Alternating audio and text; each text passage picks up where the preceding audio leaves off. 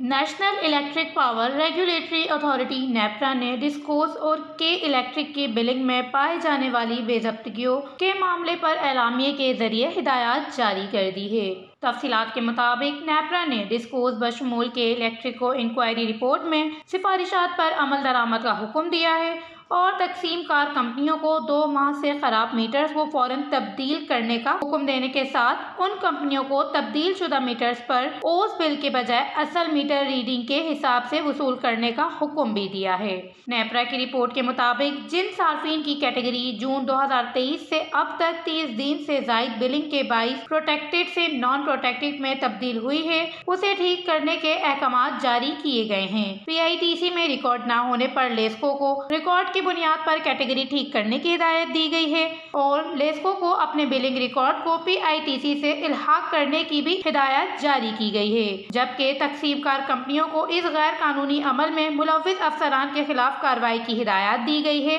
नेपरा ने हुक्म दिया है कि जुलाई 2018 तक जून 2023 हेस्को, सेप्को, टेस्को, पेस्को सर्कल के बिलों की जांच पड़ताल की जाए। नेपरा ने इस अमल में मुलव्विस अफसरान के खिलाफ भी कार्रवाई की हिदायत की है।